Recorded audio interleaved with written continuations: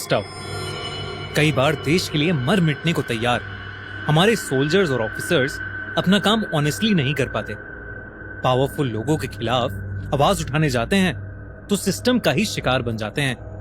लेकिन रिसेंटली मैंने ZEE5 पर नवाजुद्दीन सिद्दीकी की कॉस्टाव मूवी देखी और तब मुझे एक ऐसे जाबाज कस्टम ऑफिसर कॉस्टाव फर्नांडिस के बारे में पता चला जिसने पावरफुल लोगों के अगेंस्ट जाकर, सिस्टम के अगेंस्ट जाकर एक ऐसा काम किया जिसे शायद ही कोई आम इंसान अंजाम दे पाता। 16 मई 1991 गोवा के वर्का विलेज के लोग अपना काम कर रहे थे। तभी फुल स्पीड पर एक व्हाइट कॉन्टेसा कार विलेज के एक कोने से आई और अचानक ही एक मोटरसाइकिल ने उस कार को ओवरटेक किया और उसे रोक दिया। उस मोटरसाइकिल वाले और कार के ड्राइवर में बहस होने लगी और मोटरसाइकिल वाला कार के अंदर घुस गया। कार वाले ने चाकू निकाला और कुछ देर बाद कार से एक जोर की चीखने की आवाज आई। वो चीख उस कार वाले की ही थी। कार का ड्राइवर मर चुका था। इतने वो मोटरसाइकिल वाला घायल हालत में बाहर निकला। उसने कार की डिक्की खोली और उसमें से सोने के बिस्किट निकालकर सब गांव वालों को बताया कि वो एक कस्टम्स ऑफिसर है और ये कार एक गोल्ड स्मगलर की है। लेकिन आसपास खड़े लोगों में से किसी ने उस घायल कस्टम्स ऑफिसर की मदद नहीं की। उसने उस कार को वहीं रोकने के लिए उसके टायर पंक्चर किए और वो बीच की तरफ एक गली में भाग गया। गांव वालों की चाहकर भी उस कार वाले इंसान को छूने की हिम्मत नहीं हुई, क्योंकि वो आदमी कोई और नहीं बल्कि गोवा के फॉर्मर सीएम और साउथ गोवा के सबसे बड़े पॉलिटिशियन का भाई था। जब उस पॉलिटिशियन को पता चला कि उसके भाई को किसी ने मार दिया है तो वो गुस्से से पागल हो गया और उसने पूरे गोवा को सर पर उठा लिया। उस कस्टम्स ऑफिसर को आइडेंटिफाई किया और उसका नाम था कॉस्टाव फर्नांडिस। उस पॉलिटिशियन के गुंडे और पुलिस दोनों कॉस्टाव के घर गए, लेकिन कॉस्टाव फरार था। उस पॉलिटिशियन ने बयान दिया कि ये सब एक पॉलिटिकल साजिश है और उसके भाई को फंसाया जा रहा है। इतना ही नहीं, उन्होंने ये भी कहा कि कॉस्टाव एक गद्दार क्रिमिनल है। पूरा गोवा कॉस्टाव को ढूंढने के लिए बंद कर दिया गया, पर कॉस्टाव का कोई नामो निशान ही नहीं था। पुलिस उसकी फैमिली पर प्रेशर डालने लगी। हर कोई सिर्फ कॉस्टाव को ढूंढ रहा था। अगली ही रात कॉस्टाव अचानक से वापस आ गया और उसने पुलिस को सरेंडर कर दिया। पर उसी दौरान उस पर एक जानलेवा हमला हुआ, जिसके बाद सबने उसका सच सुना। एक ऐसा सच जिसने ना ही पूरे गोवा को हिलाकर रख दिया, बल्कि इंडिया की सबसे बड़ी गोल्ड लैंडिंग्स का भी पर्दाफाश किया। गोवा के 1961 में आजाद होने के बाद कई गैंग्स सोने और ड्रग्स की स्मगलिंग के लिए पोर्ट्स का इस्तेमाल करते थे। स्मगलिंग दिन ब दिन बढ़ती गई और उनसे डील करने की रिस्पॉन्सिबिलिटी थी कस्टम्स ऑफिसर की। ऐसा ही एक कस्टम्स ऑफिसर था कॉस्टाव फर्नांडिस, जिसने 1979 में कस्टम्स को ज्वाइन किया।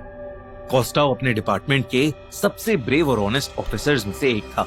कॉस्टाव कोस्ट लाइन्स पर आने वाली सभी बोट्स और ट्रॉलर्स पर नजर रखने लगा, क्योंकि उसे टिप मिली थी कि ऐसे ही ट्रॉलर्स और कमर्शियल बोट्स का यूज करके स्मगलर्स दुबई और रशिया जैसी कंट्रीज से सोना और ड्रग्स इंडिया भेजते थे। उसने कई स्मगलर्स को पकड़ना शुरू कर दिया, लेकिन वो सब इस स्मगलिंग माफिया का एक बहुत ही छोटा हिस्सा थे। इसी बीच कॉस्टाव को खबर मिली कि गोवा के उस बड़े पॉलिटिशियन और उसके भाई डिमेलो का गोवा में हो रही गोल्ड स्मगलिंग में एक काफी बड़ा हिस्सा है। कॉस्टाव ने कई हफ्तों तक डिमेलो की हर एक मूवमेंट पर नजर रखी और फिर एक दिन कॉस्टाव को उसके खिलाफ एक टिप मिली, एक ऐसी टिप जो उसकी जिंदगी हमेशा के लिए बदलने वाली थी।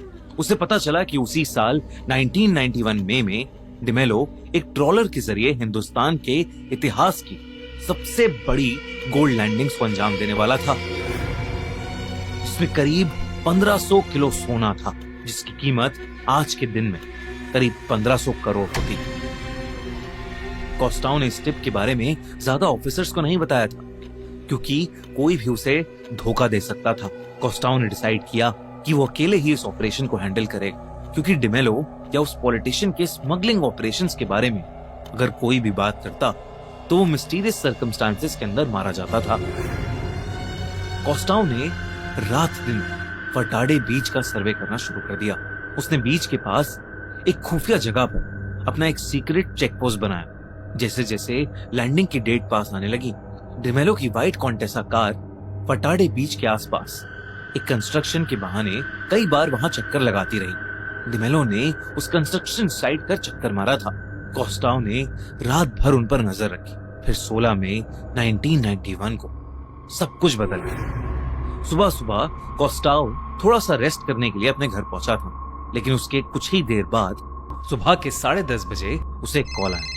इस कॉल से उसे पता चला कि कारमोना बीच के आसपास डिमेलो कुछ एक्टिविटी कर रहा है। कोस्टाओ तुरंत अपनी बाइक पर वहां पहुंचा और उसने देखा कि डिमेलो का भाई बीच के पास ही बार में बैठा हर चीज पर निगरानी रख रहा था। इतना ही नहीं, वो व्हाइट कॉन्टेसा कार और उनके साथी की एक सफेद मारुति कार बीच के पास ही पार्क थी। कोस्टाओ तुरंत अपनी बाइक के साथ एक कोने में छुप गया। उसने देखा कि कुछ लोग बैटरी जैसे भारी बॉक्सेस ट्रॉलर से निकालकर उसी व्हाइट कॉन्टेसा में भर रहे हैं, और वो भी डिमेलो की देखरेख में। सारे बैटरी बॉक्सेस कॉन्टेसा में भरकर डिमेलो उसमें बैठा और वर्का विलेज की तरफ निकल गया। कोस्टाओ बिना रुके उस कॉन्टेसा का पीछा करता रहा। उस व्हाइट कॉन्टेसा ने कोस्टाओ से बचने की कोशिश की, लेकिन वर्का विलेज से निकलने से पहले ही कोस्टाओ ने उसको ओवरटेक किया और उस व्हाइट कॉन्टेसा कार को रोक दिया।